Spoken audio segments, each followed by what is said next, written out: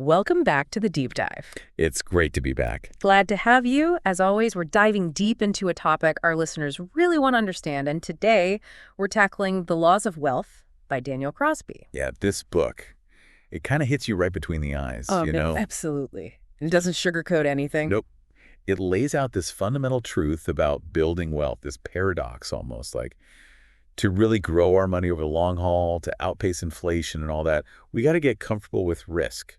Stocks, primarily. Right. But then there's this other part, like our brains, our natural instincts, seem to be wired to do the exact opposite. It's this constant battle. Crosby calls it the disease of fear and greed, and he's not kidding. Yeah, it can feel like a disease sometimes. So we're not just going to run down a list of investing mistakes. Okay. We want to go deeper, look at the why behind those mistakes, and then, more importantly, pull out the do this insteads. Exactly. It's about actionable advice, changes in behavior that can actually move the needle. So if you're ready to really get into the nitty-gritty of how our minds work against us when it comes to money and what to do about it, you're in the right place. Let's do it. Now, Crosby starts off strong with this idea that simply telling people, don't be afraid when the market drops, or don't get greedy when things are going up, just doesn't cut it. It's like telling a kid, don't touch the hot stove. They're going to touch the stove at least once. Right. Our emotions just don't listen to logic all the time, especially when it comes to money. And Crosby, he brings up this fascinating analogy of the guinea worm. Have you heard of this thing? Oh, yeah. Nasty parasite. Used to cause so much suffering, particularly in Africa. And for years, people tried to tackle it head on, looking for a cure, some magic bullet. But it was Dr. Hopkins, working with the Carter Center, who figured out the real solution wasn't some fancy medicine. It was changing behavior. So simple, right, but so effective. They focused on teaching people how to filter their water, preventing the parasite from spreading in the first place. And boom, the guinea worm's on the verge of eradication. It's incredible. Exactly. And Crosby uses this as a brilliant parallel for investing. He's saying, just like there was no quick fix for the guinea worm, there's no instant cure for fear and greed in our financial lives. They're always going to be lurking there, ready to trip us up. Always.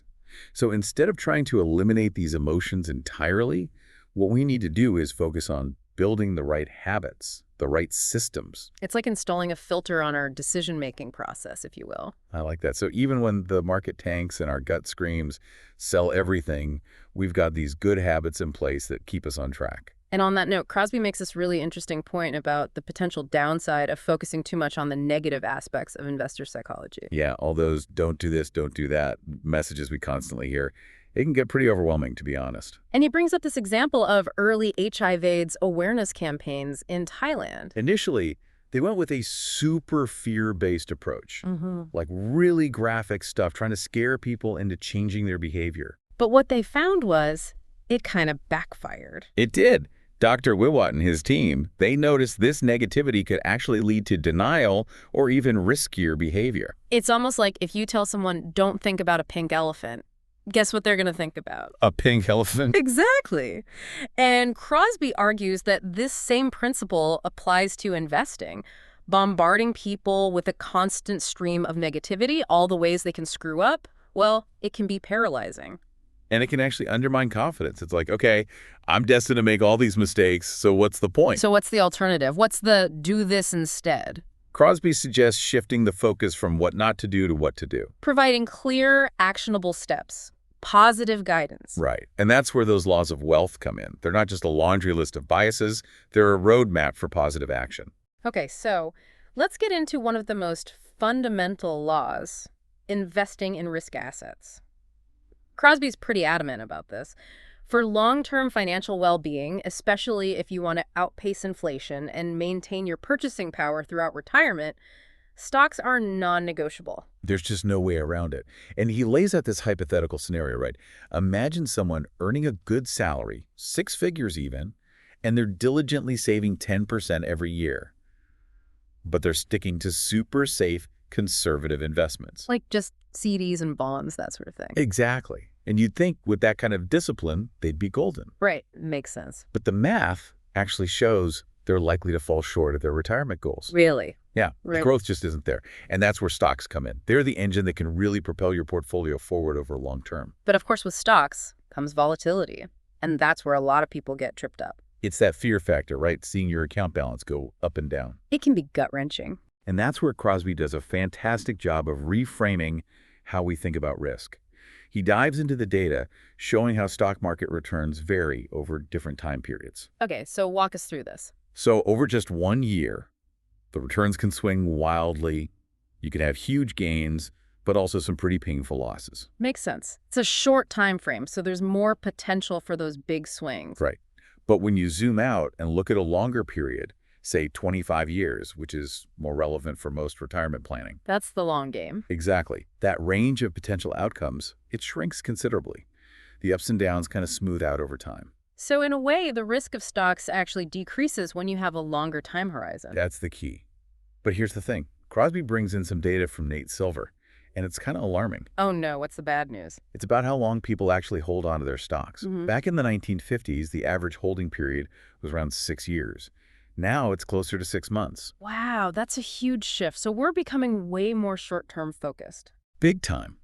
And it's hurting our returns. We're constantly buying and selling, reacting to every headline and every little blip in the market. When really we should be thinking about the long game.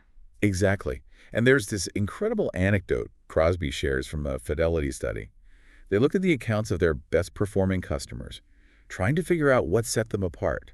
So what was their secret sauce? It's almost funny, but the key factor was often that these folks had essentially forgotten about their accounts. They just left them alone? Pretty much. They weren't constantly checking their balances, making trades, trying to time the market. They just stayed invested. It's like the best thing they did was nothing. Right. And Crosby emphasizes, this isn't about just being passive and ignorant.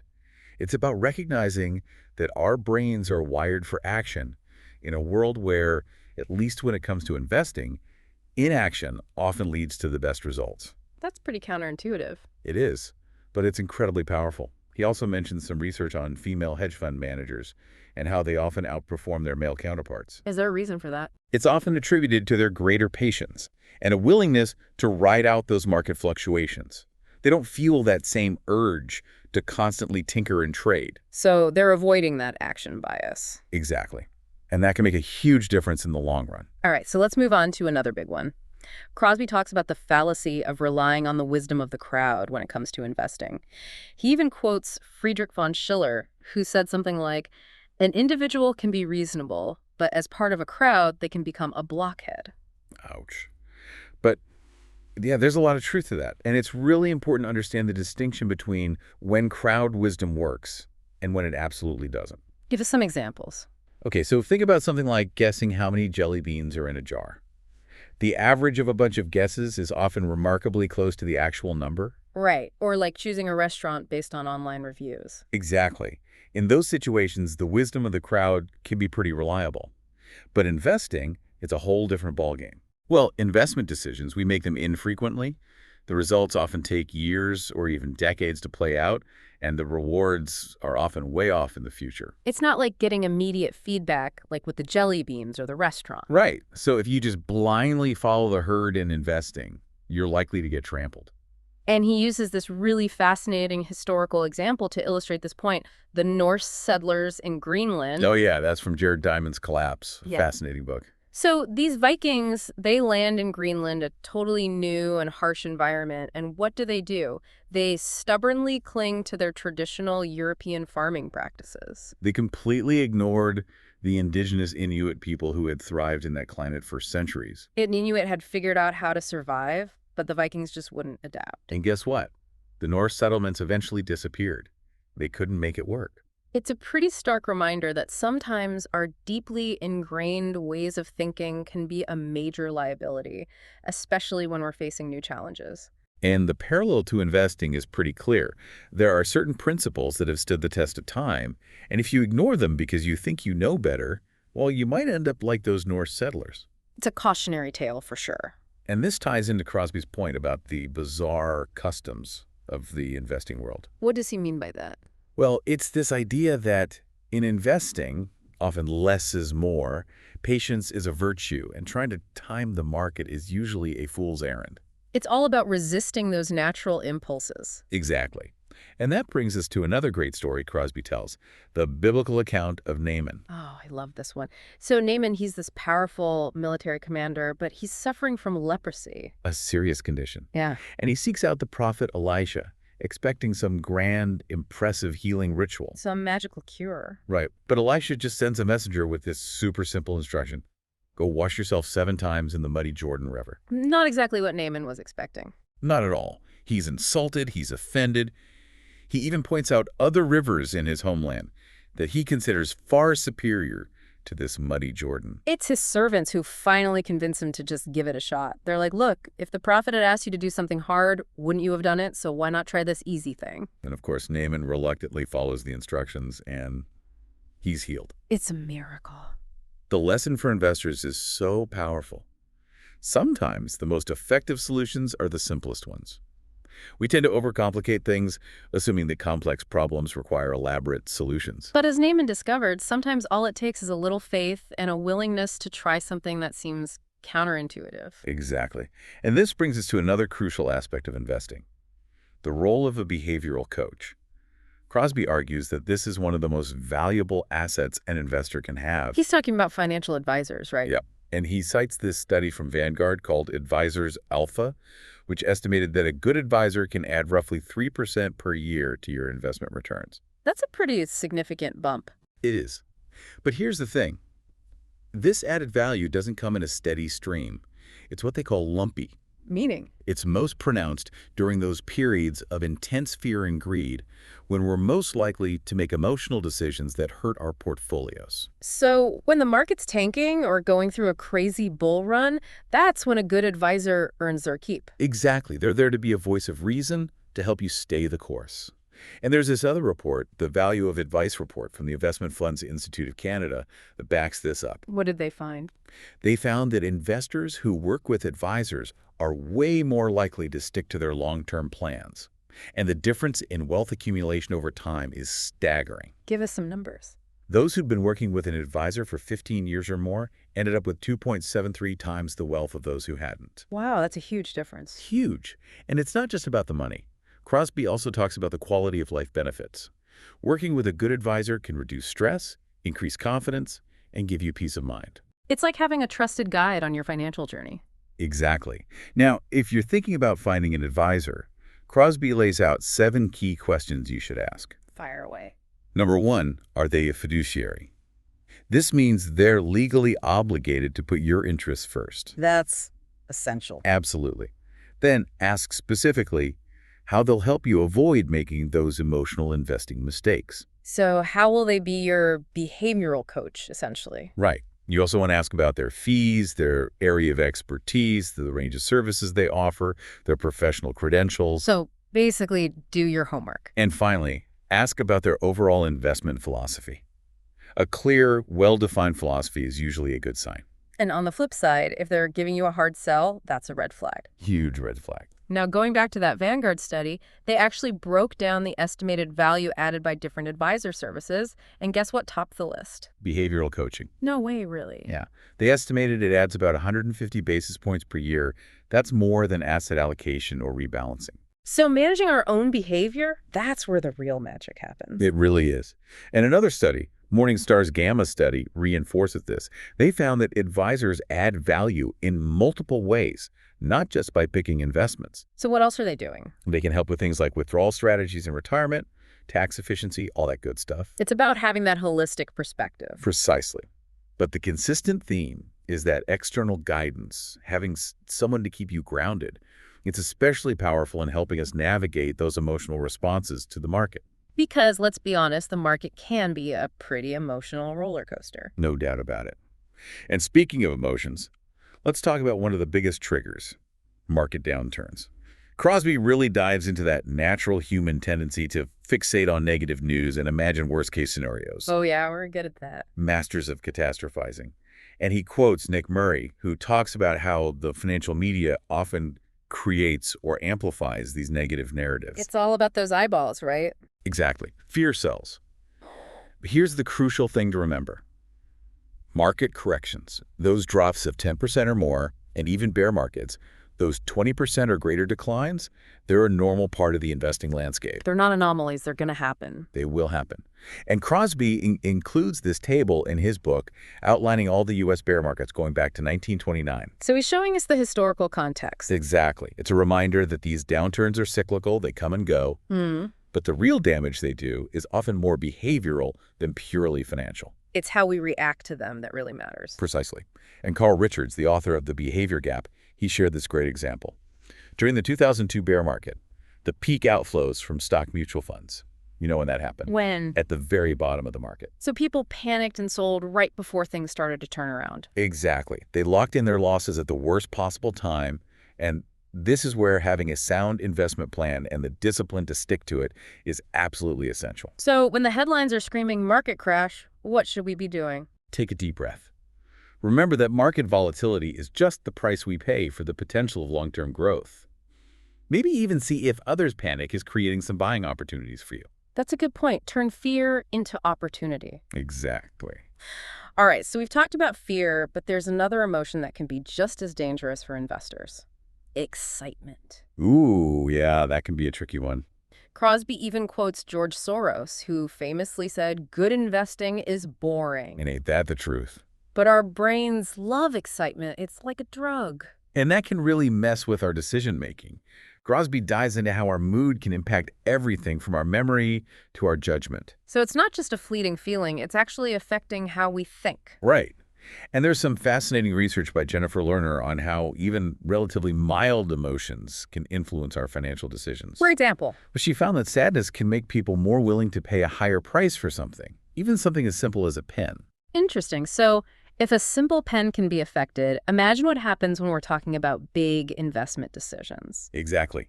When we're excited, we're more likely to overpay. When we're fearful, we're more likely to sell too cheaply. And Walter Bagehot had this great observation. All people are most credulous when they are most happy. So watch out for those market bubbles. Yeah, when everyone's giddy and optimistic, that's when you got to be extra careful. And Crosby brings up Dan Ariely's research on how strong emotions, like sexual arousal, can impair our judgment. Those experiments were pretty wild. They were. But the point is, any strong emotion, whether it's excitement, anger, or even just excessive optimism, can make us disregard our own rules and logic. We know we shouldn't chase those hot stocks, just like the participants in Ariely's study knew they should practice safe sex. But in the heat of the moment, all that goes out the window. The psychologist Brett Steenbarger said it best. Emotion makes us strangers to common sense. Couldn't have said it better myself. Oh. So what's the takeaway here? What do we do about this? Well, first and foremost, recognize that your emotions can and will cloud your judgment. When you're feeling particularly amped up about an investment, take a step back. Ask yourself, is this decision based on solid analysis, or am I just caught up in the hype? Exactly. Check your gut. And Crosby has this practical suggestion, which I actually love. He says, keep a small, separate play money investment account. Oh, like a fun money account. Yeah. It's separate from your long-term savings, and it's where you can experiment, speculate, scratch that itch to make those emotional trades. So you can satisfy that need for action without jeopardizing your core financial goals. Exactly. It's a great way to create a safe space for those emotional impulses. I like it. All right, moving on. Crosby talks about this other big behavioral trap, the illusion of uniqueness, which he calls ego risk. This one's a killer. It's that belief that we're somehow special, that the rules don't apply to us. Like, I'm smarter than the average investor. I can beat the market. Right. And he quotes the psychiatrist Irvin Alunum, who talks about the importance of embracing a probability-based approach to life and investing. So recognizing that we're all subject to the same forces, the same probabilities. Exactly. And investors who can humbly accept that they're not inherently superior to the market, Crosby calls it, owning their mediocrity, they're way more likely to stick to those proven principles and systems. Whereas those who need to be better than average, they often end up making those ego-driven mistakes. And it costs them big time. And James P. O'Shaughnessy, he reminds us that every single one of us is susceptible to these biases, no matter how sophisticated we think we are. None of us are immune. Nope. And Crosby points to this research by Meir Statman during the dot-com bubble. Investors back then, on average, they expected the market to return something like 13.3% over the next year. Okay, that's pretty optimistic already. It is. But get this, they simultaneously expected their own portfolios to return even more, like 15.5%. They thought they could beat the market by that much. Yeah, it's classic overconfidence, and it's fueled by that ego risk. We love to take credit for our successes, but we blame external factors for our failures. So I picked a winner because I'm brilliant, but that other stock tanked because the market's rigged. Exactly. And this can lead us to underestimate risk and make those impulsive decisions. It's a dangerous cycle. Very dangerous. Okay, shifting gears a bit. Crosby talks about the power of social comparison and how it can really mess with our financial well-being. He quotes H.L. Mencken, who had this funny definition of a wealthy man, someone who earns $100 more than his wife's sister's husband. I love that quote. It's so cynical, but it makes a point. We're Yeah. constantly comparing ourselves to others, and it can lead to some pretty unhealthy behaviors. And our brains are actually wired for this. It's called mirror neuron activity. We unconsciously mimic the behaviors of those around us. Think about yawning. You see someone yawn, you're more likely to yawn yourself. Or laugh tracks in sitcoms. They make us perceive the show as funnier, even if the jokes aren't that great. It's sneaky. It is. And this social influence, it can extend to our financial behavior as well. Give us an example. Well, during the 2008 financial crisis, Melissa Rayer of SEI noticed this interesting difference between two groups of investors. Those who focused on market benchmarks, they were way more likely to panic and sell their stocks when things got rough. They were watching the numbers plummet and freaking out. Exactly. But investors who had a goals-based approach, where their portfolios were linked to specific life goals, like retirement or their kids' education, they were much calmer. They had a different perspective. Right. They weren't as fixated on those short-term market fluctuations because they had their eyes on the long-term prize. So goals-based investing can provide that emotional buffer. It can. And this ties into the concept of mental accounting, framing your investments in terms of specific objectives. So instead of just seeing a bunch of numbers on a screen, you're thinking about, this is for my dream home, or this is for my retirement travels.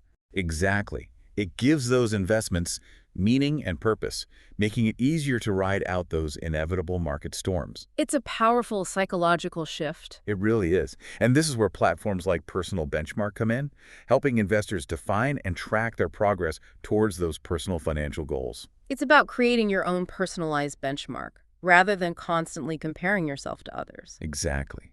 And it can help mitigate that negative crab-in-a-bucket mentality, where we're more concerned with our relative standing than our absolute progress. Okay, so we've talked about fear, greed, ego, social comparison.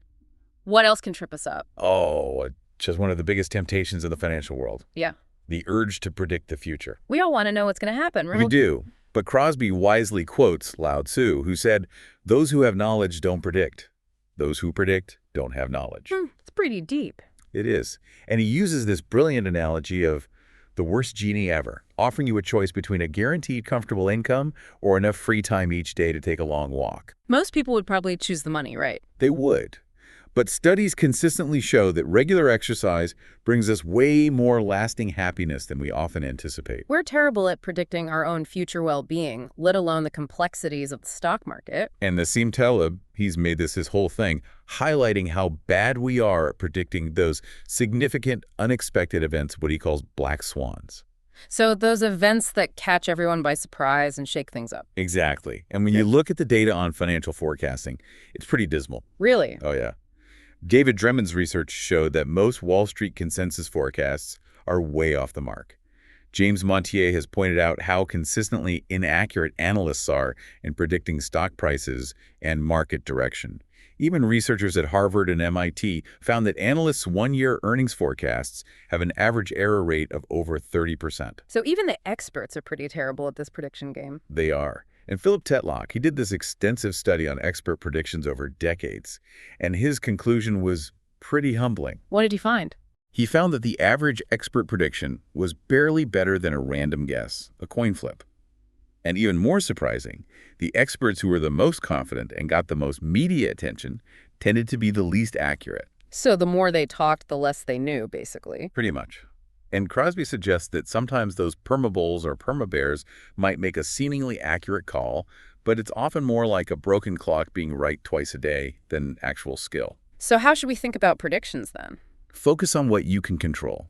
Build a robust investment process based on sound principles. and accept that the future is inherently uncertain. It's about embracing that That was- uncertainty. And this leads into law number 9, the importance of diversification. Crosby quotes Walt Disney, who famously said, "All our dreams can come true if we have the courage to pursue them.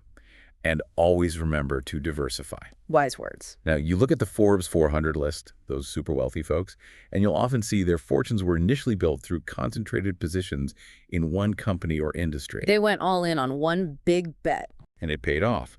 But Crosby points out that kind of concentration is a double-edged sword. You can get rich fast, but you can also get poor fast. Exactly. And the idea of not putting all your eggs in one basket, it's not a new concept. It's in the Bible. It's in the Talmud. Shakespeare even wrote about it in The Merchant of Venice. It's timeless wisdom. It is. And Crosby brings up the lost decade of the early 2000s for U.S. stocks. The S&P 500 actually had negative returns during that period. Ouch. But investors who were diversified across different asset classes and geographies, they did much better. So diversification helped cushion the blow. Exactly. And it's important to remember, in any given year, some parts of your portfolio will inevitably underperform. Dr. Brian Portnoy had this great line: diversification means always having to say you're sorry. Because something in your portfolio is probably lacking behind. Right. But Crosby's point is, diversification is the most logical response to the inherent uncertainty of the future. Stocks and bonds, historically, they haven't always moved in the same direction at the same time. They zig while the other zags. Exactly. And studies have shown that diversification, combined with rebalancing, can actually add a bit to your overall performance over the long run. That's a nice bonus. It is. So the takeaway here is to honestly assess your current level of concentration. Think about how to diversify your investments, but also your personal and employment risk. Spread those bets. Don't put all your eggs in one basket. Exactly. Okay, so we've covered a lot of ground. But there's one more big concept Crosby tackles: how we define risk. This is where things get really interesting. He starts off by quoting Mark Twain, who had this funny line about October being one of the dangerous months to speculate in stocks. And then he lists all the other months of the year. So basically, every month is a dangerous month if you're speculating. Exactly. And Crosby shares this anecdote about a client he had early in his career as a psychologist, Brooke, who was completely paralyzed by the fear of rejection letters. That's a pretty specific fear. It is. Yeah. But it highlights how our personal perceptions of risk can be really subjective, sometimes completely disconnected from reality. So what we perceive as risky might not actually be that risky. Right. And in the investment world, professionals often use volatility as a measure of risk. That's how much the price of an asset goes up and down. Exactly. But Howard Marks, a very respected investor, argues that volatility is actually a pretty poor proxy for the kind of risk most investors really care about, which is permanently losing money or failing to reach their financial goals. So it's not about the short-term ups and downs, it's about the long-term outcome. Exactly. And Warren Buffett's famous first rule of investing is never lose money. And while Berkshire Hathaway's stock has certainly been volatile over the years, Buffett's focus has always been on avoiding those permanent losses. He's playing the long game. Always. And Benjamin Graham, Buffett's mentor, he said that a temporary decline in market price isn't a true risk of loss for a long-term investor who understands the underlying value of their holdings. So don't panic and sell just because the price is down. Right. Crosby also cites some research from J.P. Morgan Asset Management, which found that a surprising number of individual stocks have experienced catastrophic losses, declines of 70% or more. So picking individual stocks can be really risky. It can be. But Jeremy Siegel, in his book Stocks for the Long Run, he shows that diversified stock portfolios have historically outperformed bonds and cash over the long term, and they've never lost money over any rolling 20-year period in the U.S. market. So diversification and patience are key. Absolutely. And focusing too much on those short-term price swings can actually make you take on more risk in the long run. How so? Because it can lead you to make those impulsive emotional decisions. You might sell out of fear at the bottom of the market, missing out on the recovery. So the real risk isn't volatility, it's behaving irrationally. Exactly. It's the risk of permanently losing capital or failing to reach your financial goals. And another important risk Crosby highlights is overpaying for an asset. Like getting caught up in the hype and buying something that's way overpriced.